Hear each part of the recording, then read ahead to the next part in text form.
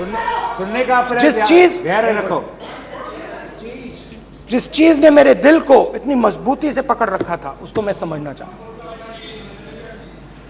शुरुआत में जैसे मैंने शुरू किया,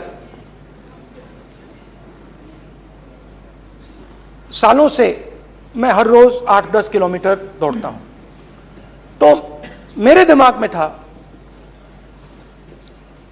कि अगर मैं 10 किलोमीटर दौड़ सकता हूं तो 25 किलोमीटर चलने का क्या मतलब, कोई बड़ी बात नहीं है। ये मैंने सोचा था। आज मैं उस भावना को देखूं तो वो अहंकार था कि मैं ये कर सकता हूं, ये कुछ नहीं है। तो मेरे दिल में उस समय अहंकार था।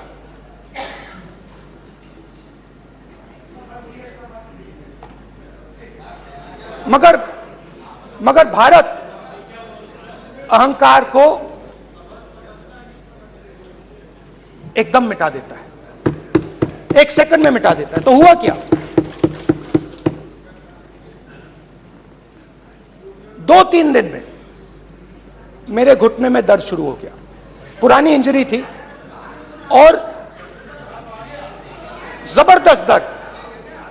हर रोज मैं उठूं और मेरे घुटने में दर्द, हर कदम में दर्द। तो पहले 2-3 दिनों में जो अहंकार था, जो मतलब भेड़िया जो निकला था, वो चींटी बन गई एकदम।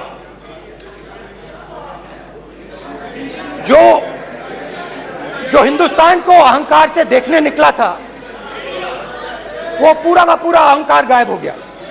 और रोज मैं डर के चलूं कि क्या मैं कल चल पाऊंगा। ये मेरे दिल में डर था। और जब भी ये डर बढ़ता था, कहीं ना कहीं से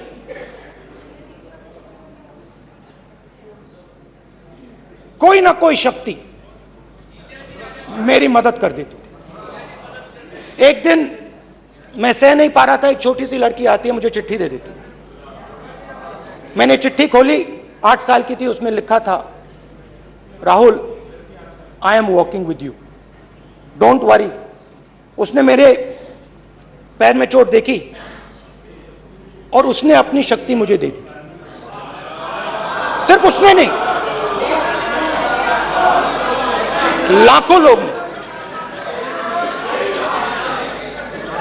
और शुरुआत में जब मैं चल रहा था, कोई किसान आता था, मैं एकदम पहले उसको अपनी बात बताता था कि आपको ये करना चाहिए, आपको इस प्रकार से काम करना चाहिए। मगर इतने लोग आए, हजारों लोग आए कि थोड़ी देर में मैं बोल नहीं पाया। जो मेरे दिल में बोलने का डिजायर था वो बंद हो गया, बोल ही नहीं पाया, क्योंकि इतने लोगों से बोलना था। और एक सन्नाटा सा छा गया, भीड़ की आवाज थी, भारत जोड़ो, भारत जोड़ो, भारत जोड़ो। और जो मेरे से बात करता था उसकी आवाज में सुनता गया।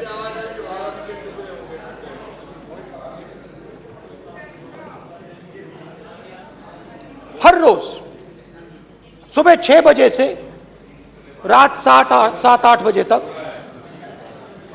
आम आदमी, गरीब, अमीर, बिजनेसमैन, किसान, मजदूर, सबकी आवाज।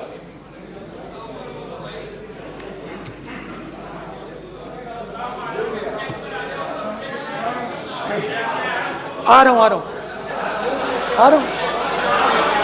आप कल से रुके, अब थोड़ा और रुक लो, 5-10 मिनट रुक जाओ। तो ये चलता गया, मैं बात सुनता गया,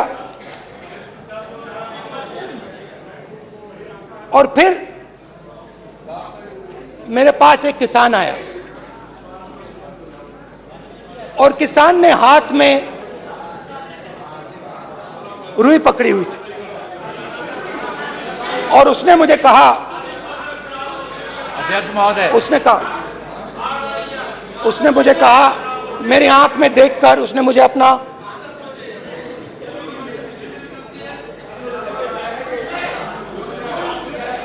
वो रुई का बंडल दिया और उसने कहा, राहुल जी, यही बचा है मेरे खेत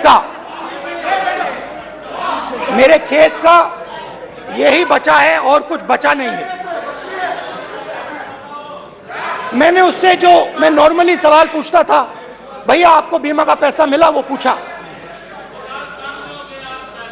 बीमा का पैसा मिला, वो पूछा, और किसान ने मेरा हाथ पकड़ा। किसान मुझे कहता है कि नहीं राहुल जी, मुझे बीमा का पैसा नहीं मिला, हिंदुस्तान के बड़े उद्योगपतियों ने वो मुझसे छीन लिया। मगर इस बार बड़ी अजीब सी चीज हुई। जब मैंने किसान को देखा और वो मुझसे बोल रहा था, तो जो उसके दिल में दर्द था वो मेरे दिल में आया। जो उसके आंखों में शर्म थी जब वो अपनी बीवी से बात करता था, वो शर्म मेरी आंखों में आई। जब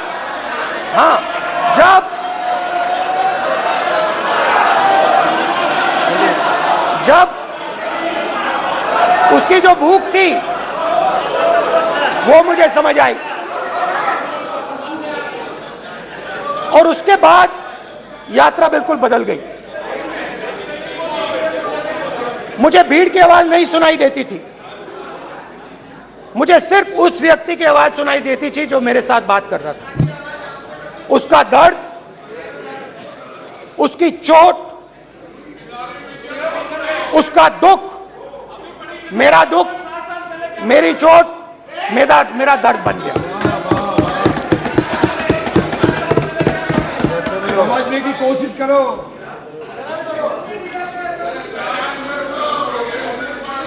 भाइयों और बहनों, लोग कहते हैं कि ये देश है, कोई कहता है ये अलग अलग भाषाएं हैं, कोई कहता है ये जमीन है, मिट्टी है, कोई कहता है ये धर्म है, ये सोना है, ये चांदी है।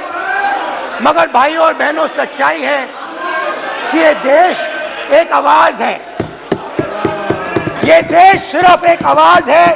ये देश इस देश की लोगों की आवाज है, इस देश के लोगों का दर्द है, दुख है, कठिनाइयां हैं।